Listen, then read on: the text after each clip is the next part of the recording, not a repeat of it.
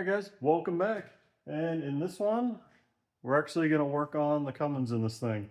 So 98 P-pump 12 valve. We got a whole bunch of upgrades to do before we put this thing back, because once that's done, we can drop the cab back on the frame for the first time. But like I promised you guys, I wasn't going to waste your time with an entire welding video. So let me show you what I got done, and once I get you caught up there, we'll jump into what we're going to do with the motor. So the whole fab work is done on the frame. No more welding, the heavy fab's done. Everything's painted up, got it back together. I got the shocks cleaned up, shocks mounted in. I got the springs trimmed up to lower this thing down. You can see I braced everything. So I added this in, I added these little brackets to make it normal. I got these all welded up in. Steering gear's back in. I mean, it looks phenomenal. Engine sitting back in. On these A-pillar mounts, you can see I got them braced in, backed up. Mounts back here, I added all these little gussets, front, rear, it's all welded. Cleaned up these cuts, welded up. I got the braces on here, so I got the frame welded up, got the braces on it.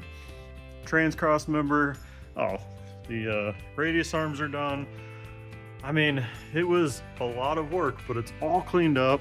Oh, my mount for the fuel tank. It was a ton of work, but it looks really good. And that is honestly 95% of the heavy fab work on this thing.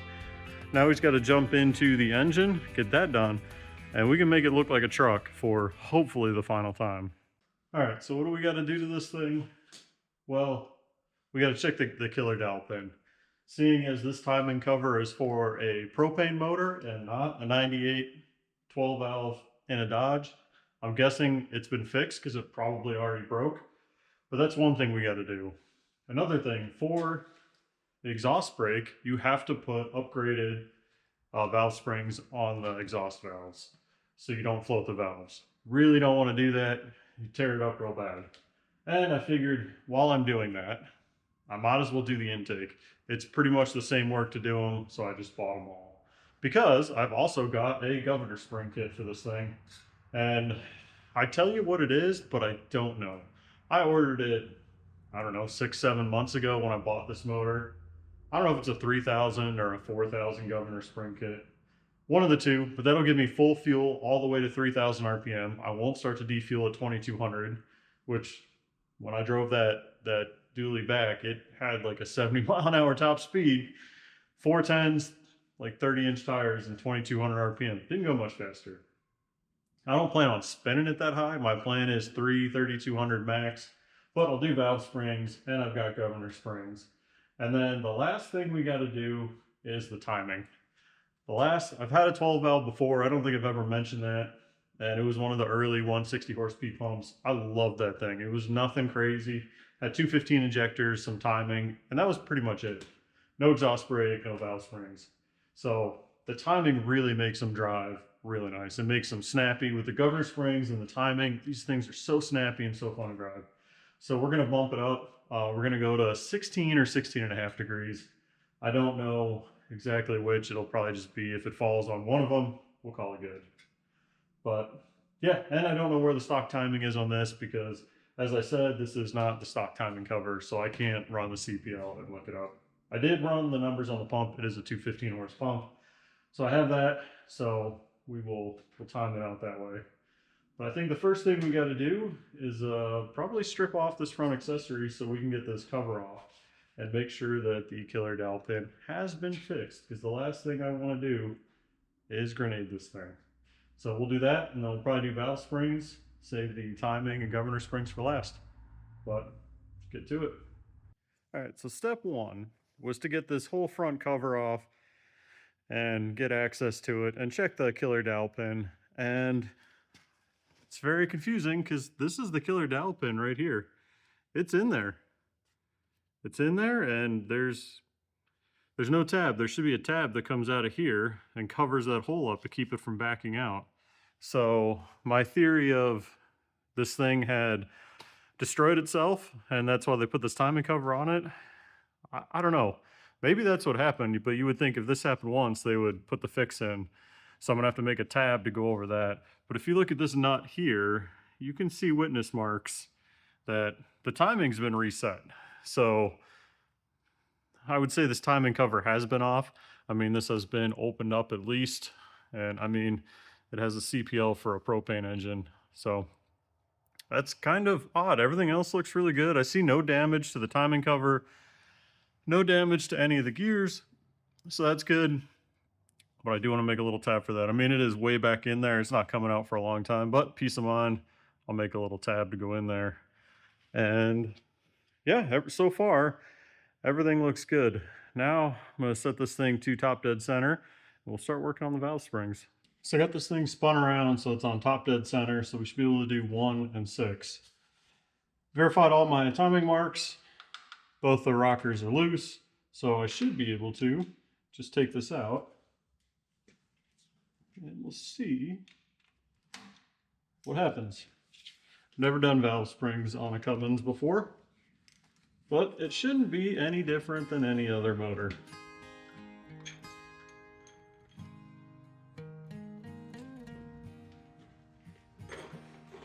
All right, the rocker assembly is off. Now I've got this little tool. This should, look at that, it goes in there like that. This is kind of a nifty little setup. It's a little easier than, I mean, I shouldn't say it because I haven't done it yet, but so far this is easier than like the Magnum stuff or the LS stuff. This tool fits in here nicer. Let's see what happens when we try to run this down. Hey, that worked. Got a magnet. Didn't work because it's way too big, so back to the annoying way of using needle nose pliers, but I got all the locks out. So let's see if we can get these springs out. Just be...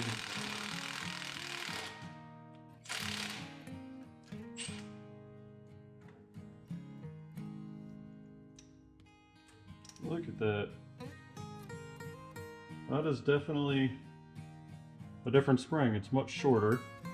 So these are what they call 60-pound springs. To be honest, I don't know what that means. I've heard some people say they're 60 pounds per inch. I've heard some people say they're 60 pounds per inch more than these. I have no idea, but this is what everybody says to run. So let's get these out of here and get the new ones in. Ooh, they are a lot taller. There's one. Let's get the second one in here.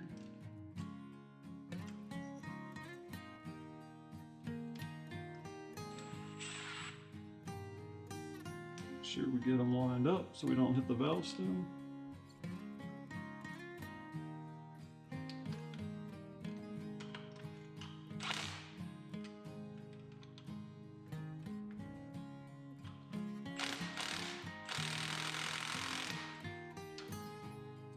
That's pretty simple. I like this little tool. These are definitely easier to do than like the Magnums. Every time I blow one of those Magnums up. And saw my valve springs across because I have that cam in there. It is a pain. It's very tedious. It's not fun. This is also tedious and not fun, but a lot easier.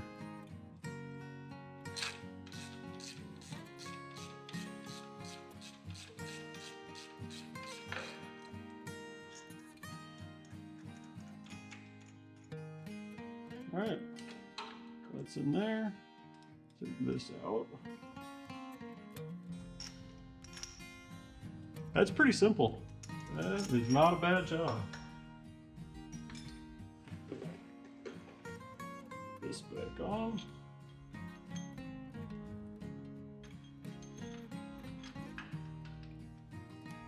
Should get our push rods underneath.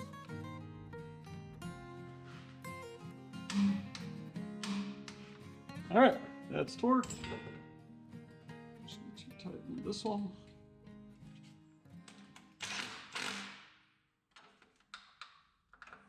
All right, that's 1. Now we'll do 6. And then I forget how the others are paired. I think it's 2 and 4, 3 and 5. I don't know. I'll look it up. I know 1 and 6 are paired, but that's it. 60-pound valve springs. Good for the exhaust brake, good for the governor springs. I'm going to do all of them, and I think I'm going to clean these valve covers up because I'd like this thing to look a little bit nicer. And then I'll come back to you guys, and we'll move on to governor springs and timing. Well, I took a little bit of time and I cleaned up these valve covers. I just wire wheeled them really quick. Threw some textured paint on them. They're not perfect, but they look a lot better than they did. I really prefer these 12 valve, 6 individual valve cover style versus the later 24 valve and common rail.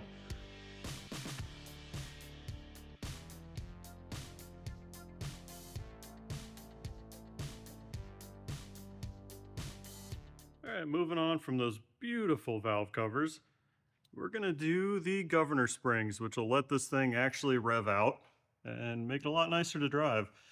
So I've got the shutoff solenoid pulled off, I've got the plug pulled out of here, and I've got the springs lined up, and I just need to, I measured that, it's about 0.40 down, because you need to record this measurement and then reset it back when you put the new springs in. And then the other way to do it is to count the rotations of the nut. That's what I'm going to do. I'm going to count the rotations, set it back, and make sure it's 0.40 down. Kind of foolproof it. So now I just need to get that out of there without dropping anything down into the pump. So wish me luck. All right, so we're pretty much horizontal, and count it.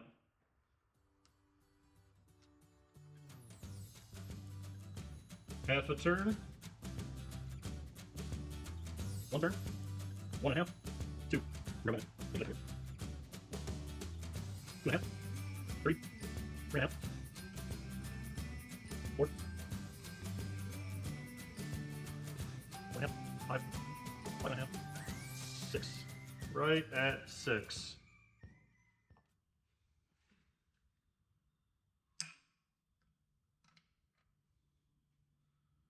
All right, outer caps off.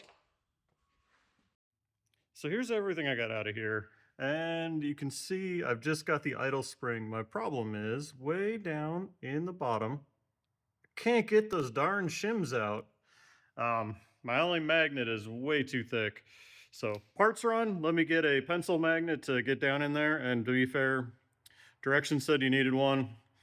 I didn't have one. So we'll go do that. We'll come back and we'll get this done. I got my pencil magnet and there are no shims in there. So I had the 2-piece lower seat and then 3 springs that came out. And yeah, there's no shim. It's odd. I wonder if somebody's been in here before. I will say this thing defueled really, really hard when I drove it. Like it would not go over 2,400 RPM. So maybe someone has messed with it. But let me get the springs, we'll put them in. All right, here's what we're putting in. So this is a 3000 governor spring kit. The kit was 3 or 4. I'm not gonna put the middle spring in to make it a 4, because I don't think I need it. So let's put this back in.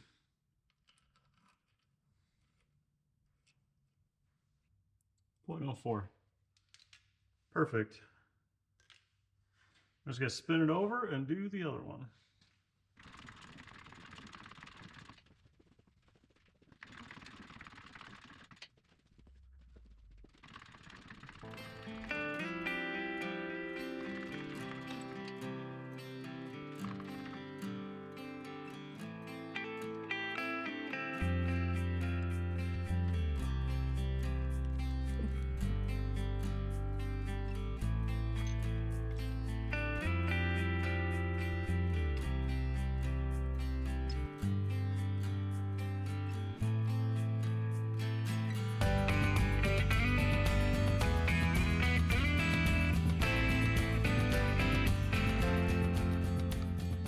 Now that the governor springs are done, we can move on to changing the ignition timing.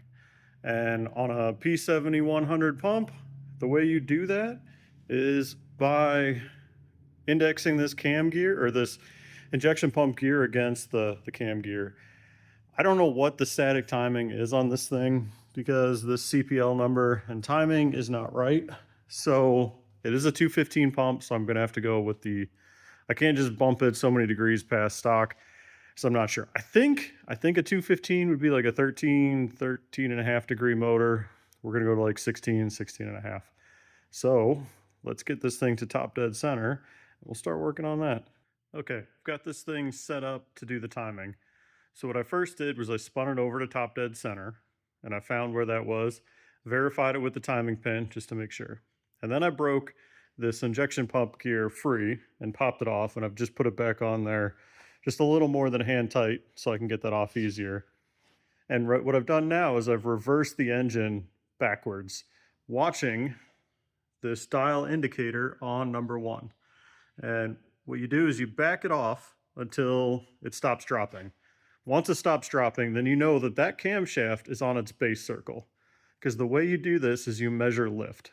So I've got it all backed off, I've got it zeroed, and now to hit 16 degrees of timing on a 215 horse pump, I need to get to 5.54 millimeters of basically lift height. That's 0.218 inches. So I need to spin the motor forward now till that thing hits 0.218 inches, and that will set the lift pump where I need it. Then I need to take the gear off, back this back to top dead center, and it'll be at the timing I want. But let's spin it over till that thing hits 0.218 inches.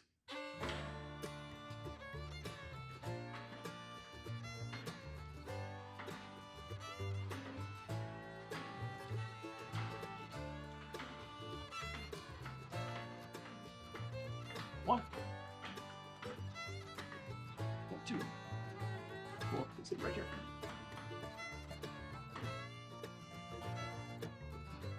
.2195. Let's see what that is in millimeters. 2195. 5.57.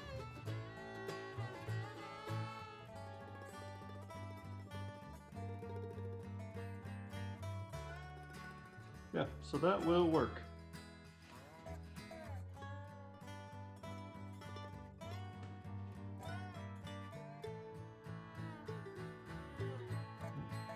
I can feel in the timing pin too that it's slightly advanced from where it was.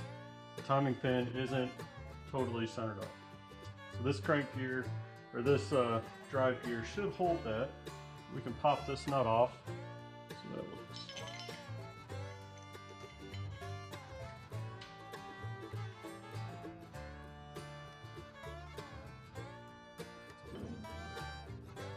All right, now we need to spin the engine over till it is exactly at top dead center where our timing pin will go in the back, and then we'll put that gear back on.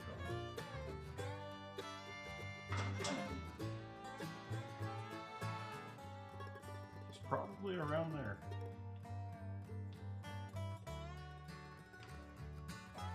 Yep, there we go.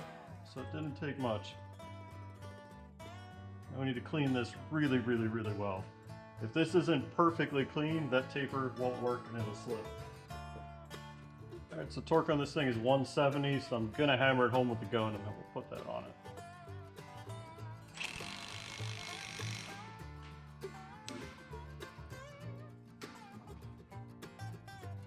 All right, so that is torqued. So this moved, so I think we spun the whole motor over, so I'll set this back to what I think it should be, and we'll see if we can get the timing pin in.